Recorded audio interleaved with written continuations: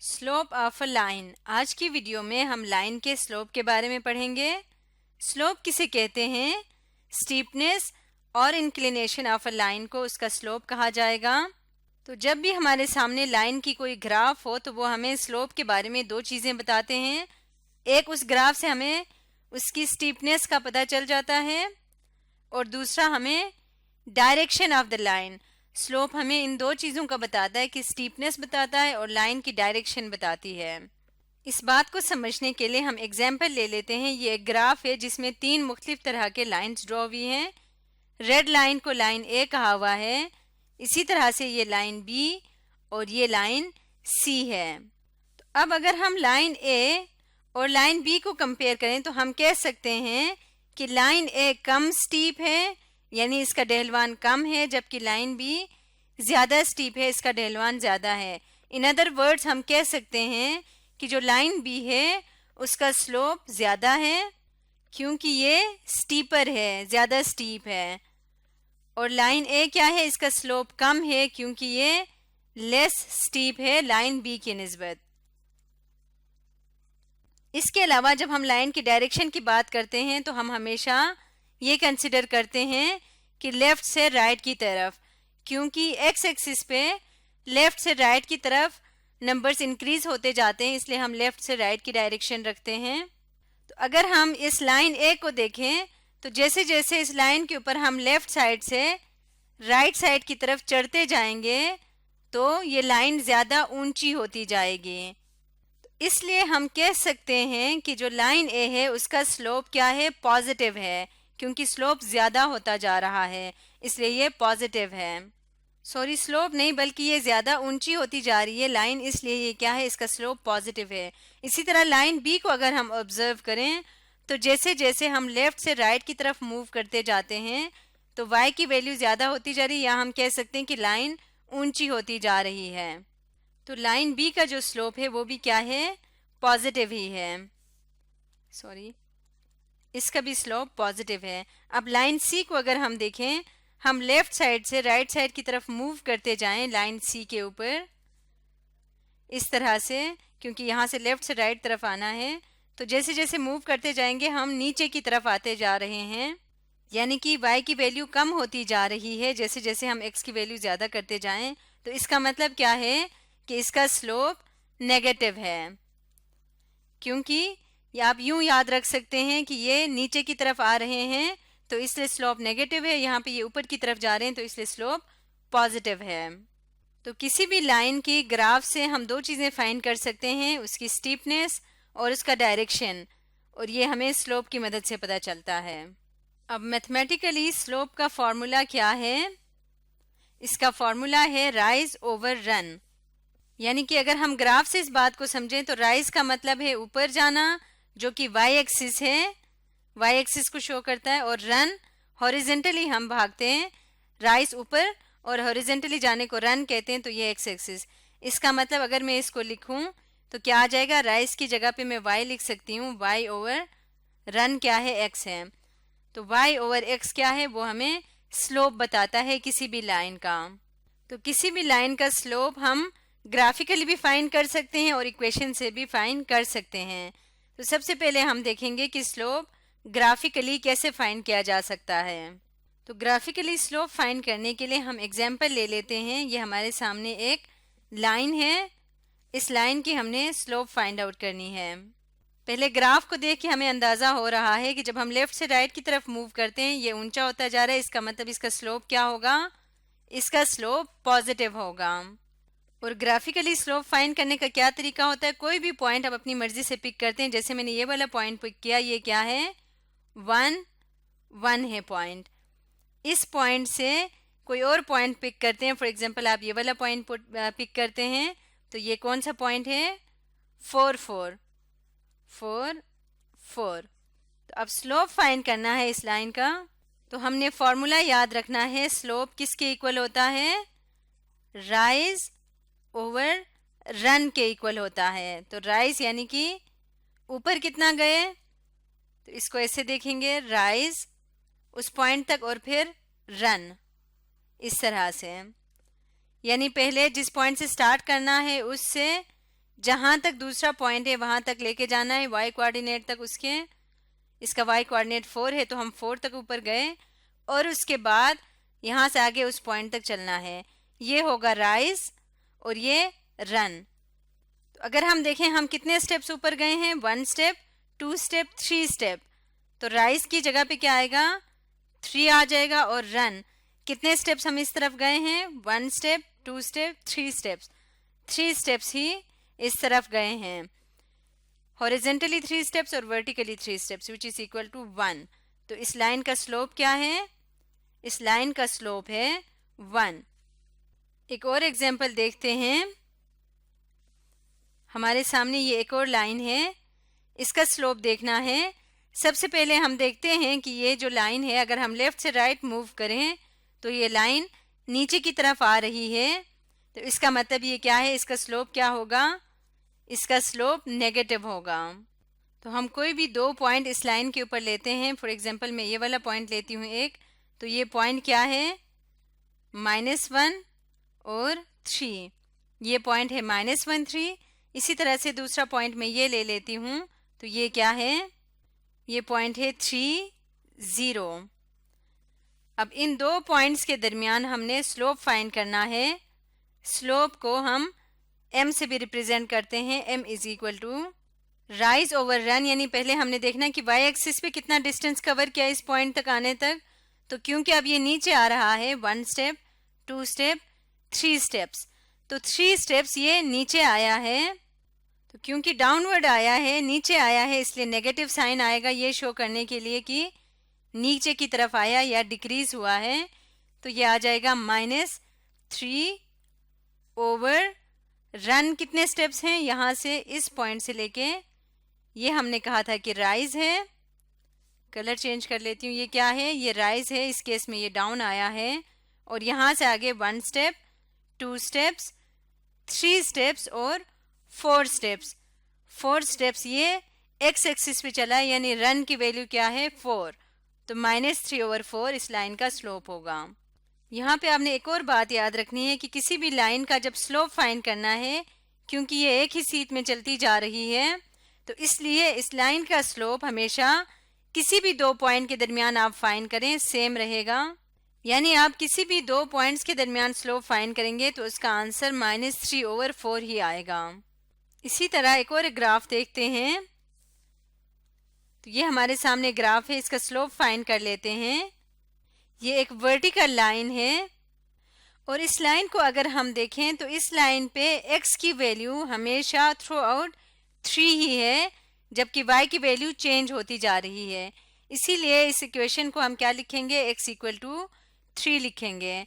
ऐसी इक्वेशंस को कहते हैं कांस्टेंट इक्वेशन, कांस्टेंट इक्वेशन कहते हैं। और इसमें x या y की वैल्यू फिक्स रहती है, किसी एक की वैल्यू हमेशा फिक्स रहती है। इस केस में x की वैल्यू फिक्स है जबकि y की वैल्यू चेंज होती जा रही है। तो अब इसका स्लोप फाइंड करना है। तो फॉर एग्जांपल एक पॉइंट मैं ये ले लेती हूँ और दूसरा पॉइंट मैं ये ले लेती हूँ। तो ये वाला पॉइंट क्या है, x की वैल्यू है 3 और y की वैल्यू है 4, और यहाँ पे x की वैल्यू 3 और y की वैल्यू है 2। अब इसका स्लोप फाइंड करते हैं। m is equal to rise over run. तो यहाँ से कितना राइज है, 1 स्टेप, 2 स्टेप्स, तो राइज की जगह पे आ जाएगा 2 ओवर रन। कितना स्टेप आगे रन किया है, तो वो 0 स्टेप्स हैं, क्योंकि एक्स एक्सिस पे कोई डिस्टेंस कवर करेंगे, हॉरिजेंटली जब हम कोई डिस्टेंस कवर करेंगे तो वो रन में हम कंसिडर करेंगे। लेकिन यहाँ पे हॉरिजेंटली कोई डिस्टेंस कवर नहीं किया तो 0 स्टेप्स चले हैं, इसका मतलब 0 आएगा यहाँ पे 2 ओवर 0, जो कि क्या है, अनडिफाइंड है। इसका मतलब ये स्लोप क्या है, ये अनडिफाइंड है। तो आपने ये बात याद रखनी है। इस तरह की इक्वेशन को हम क्या कहते हैं, इस इक्वेशन को हम कहते हैं वर्टिकल इक्वेशन, और ये हमेशा y एक्सिस के पैरेलल होते हैं वर्टिकल इक्वेशंस, और इनकी वैल्यू इस तरह से लिखी जाती है x equal to some constant. तो ऐसी कांस्टेंट इक्वेशन जो वर्टिकल हो या वर्टिकल इक्वेशन का जो स्लोप है वो हमेशा क्या होगा, अनडिफाइन होगा। अब हम देखते हैं कि हॉरिजॉन्टल लाइन की केस में क्या स्लोप आता है। तो ये एक हॉरिजॉन्टल लाइन है, इसकी इक्वेशन क्या है, ये क्योंकि y एक्स एक्सिस के पैरेलल है, इस इक्वेशन पे थ्रू आउट अगर हम देखें तो y की वैल्यू फिक्स रहेगी जो कि है 4 और x की वैल्यू चेंज होती रहेगी। तो इसलिए इस इक्वेशन को हम लिखते हैं y इज इक्वल टू 4। ये भी एक कांस्टेंट इक्वेशन है और ये कौन सी इक्वेशन है, ये हॉरिजॉन्टल लाइन है, ये है हॉरिजॉन्टल लाइन। और ये किसके एक्सिस के अलोंग होगा, ये हमेशा x एक्सिस के पैरेलल होगा और इसकी इक्वेशन लिखी जाएगी y equal to some constant. अब इसका हमने स्लोप फाइंड करना है। मैं कोई से भी दो पॉइंट ले रही हूँ, एक ये पॉइंट लिया, दूसरा ये वाला पॉइंट लिया। तो ये कौन सा पॉइंट है, -3 एंड 4, जबकि ये वाला पॉइंट है -2 एंड 4। अब इनका स्लोप फाइंड करते हैं। m is equal to, slope क्या होगा, राइज वर्टिकल डिस्टेंस को कहते हैं। यहाँ वर्टिकली कोई डिस्टेंस कवर नहीं किया इसलिए 0 आएगा, जबकि रन हॉरिजॉन्टल डिस्टेंस है, कितने डिस्टेंस, 1 स्टेप रन किया है, तो इसका स्लोप क्या आया, 0 आया। तो ये भी आपने याद रखनी है कि हॉरिजॉन्टल लाइन का स्लोप हमेशा क्या होगा, 0 होगा, जबकि वर्टिकल लाइन का स्लोप हमेशा अनडिफाइंड होगा। अब हम देखेंगे कि हम किसी भी लाइन की स्लोप जो है वो इक्वेशन से कैसे फाइंड कर सकते हैं। तो इन्हीं लाइंस को दोबारा देखते हैं। जैसे ये लाइन मैंने ड्रॉ की थी, तो इसकी इक्वेशन क्या है, y is equal to x, ये इस लाइन की इक्वेशन है।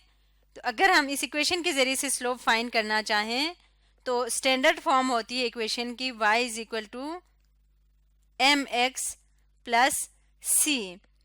तो यहाँ से m क्या है, m स्लोप है। तो जब भी किसी इक्वेशन के आपने स्लोप फाइंड करनी है, आपने ये चीज़ जहन में रखनी है कि उसका जो y है, y का कोफिशिएंट 1 होना चाहिए और y एक तरफ होना चाहिए, बाकी सारा इस फॉर्म में होना चाहिए, एम एक्स प्लस सी के फॉर्म में। तो जो x का कोफिशिएंट होता है वो कुछ भी हो सकता है और फिर उसके साथ कोई ना कोई कांस्टेंट होगा। कांस्टेंट की वैल्यू 0 भी हो सकती है, नेगेटिव भी और पॉजिटिव भी। अब अगर यहाँ इस इक्वेशन को हम इस फॉर्म में कन्वर्ट करके देखें तो हम इसको लिख सकते हैं, यहाँ पे m की जगह है 1 प्लस c क्या है, 0 है। तो यहाँ से अगर हम स्लोप ढूंढें तो यहाँ से स्लोप किसके इक्वल है, स्लोप m1 के इक्वल है। इसी तरह दूसरे ग्राफ को देख लेते हैं। ये सेकंड ग्राफ है, इसकी इक्वेशन अगर हम देखें तो इसकी इक्वेशन है 4y is equal to -3x -15। तो इसमें भी अगेन हमने सबसे पहले किस फॉर्म में कन्वर्ट करना, y is equal to m x plus c में, जिसमें ये नहीं है क्योंकि y का कोफिशिएंट 1 नहीं है। तो 4 को दूसरी तरफ ले जाएं तो y is equal to -3/4x -15/4।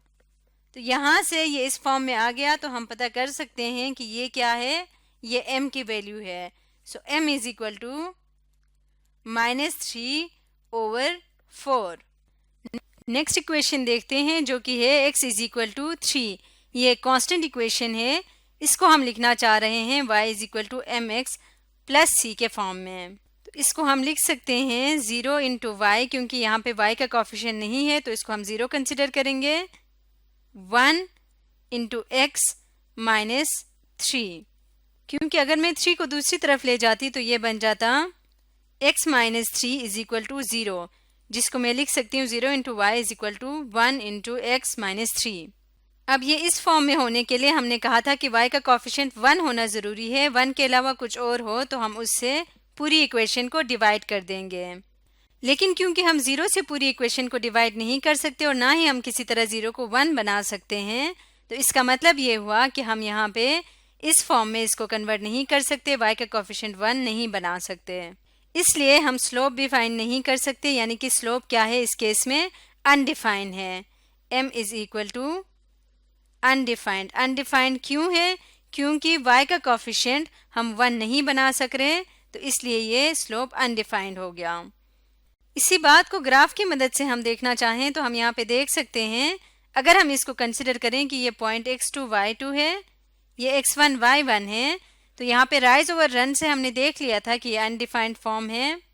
Points की मदद से हम इसकी वैल्यू निकालना चाहें तो किस तरह से निकालेंगे? m is equal to y2 minus y1 जो कि है 4 minus 2 over x2 minus x1 3 minus 3 which is equal to 2 over 0। Again undefined आता है। तो राइज ओवर रन के मेथड से करने के दो तरीके हैं। एक तो आप नंबर ऑफ स्टेप्स काउंट कर सकते हैं, दूसरा अगर आप स्टेप्स काउंट नहीं करना चाहते, आप डायरेक्ट करना चाहते हैं तो स्टार्टिंग पॉइंट और एंडिंग पॉइंट को हम लेंगे और y2 minus y1 over x2 minus x1 करेंगे तो हमारे पास स्लोप की वैल्यू आ जाएगी। तो ये भी स्टेप्स काउंट करने का ही तरीका है। जब आपने वर्टिकल डिस्टेंस काउंट करना है तो वर्टिकल पॉइंट्स को माइनस करना है y2 में से y1 को, और जब हॉरिजेंटल पॉइंट्स यानी रन फाइंड करना है तो x के वैल्यूज़ को आपस में माइनस करना है। तो इस तरह से राइज ओवर रन के ज़रिए से वैल्यू आ जाएगी पॉइंट्स को यूज़ करते हुए। अब नेक्स्ट इक्वेशन देखते हैं। ये भी एक कांस्टेंट लाइन ही है और यहाँ पे y इज इक्वल टू 4 इसकी इक्वेशन है। अब इसको अगर मैं स्लोप इंटरसेप्ट के फॉर्म में लिखना चाहूँ जो कि है y is equal to m x plus c, इसको मैं लिख सकती हूँ y इज इक्वल टू, क्योंकि यहाँ पे x नहीं है इसलिए x के कोफिशिएंट हम 0 रखते हैं, 0 इंटू एक्स प्लस 4। तो यहाँ से हमें पता चला कि m की वैल्यू क्या है? m की वैल्यू 0 है। इसी बात को अगर मैं पॉइंट्स की मदद से फाइंड करना चाहूँ तो m इज इक्वल टू कैसे फाइंड करूँगी? यहाँ से y2 माइनस y1 जो कि है 4 minus 4 over x2 minus x1 minus 2 minus और ये है माइनस 3। तो ये आ जाएगा m is equal to 0 over 1, क्योंकि माइनस माइनस प्लस हो जाएगा जो कि अगेन 0 के इक्वल है। तो जब भी हॉरिजेंटल लाइन होगी तो स्लोप क्या होगा? 0 के इक्वल होगा। चाहे आप ग्राफिकली पॉइंट्स के ज़रिए से करें, चाहे आप इधर स्टेप्स काउंट करके करें, या आप इक्वेशन की मदद से करें, तीनों केसेस में इसका स्लोप हमेशा 0 ही आएगा। तो किसी भी लाइन के स्लोप को हम दो तरीकों से फाइंड कर सकते हैं। एक हम ग्राफिकली फाइंड कर सकते हैं, दूसरा हम इक्वेशन से फाइंड कर सकते हैं। और ग्राफिकली जब हम फाइंड करते हैं तो हम मज़ीद दो तरीकों से कर सकते हैं, यानी हम डायरेक्ट ग्राफ से नंबर ऑफ स्टेप्स काउंट करके भी लिख सकते हैं, या फिर हम क्या कर सकते हैं, स्टार्टिंग पॉइंट और एंडिंग पॉइंट को यूज़ करते हुए हम इनको आपस में माइनस करके भी स्लोप की वैल्यू फाइंड कर सकते हैं। और स्लोप हमें क्या बताता है? उस लाइन की स्टीपनेस और उस लाइन के डायरेक्शन के बारे में बताता है।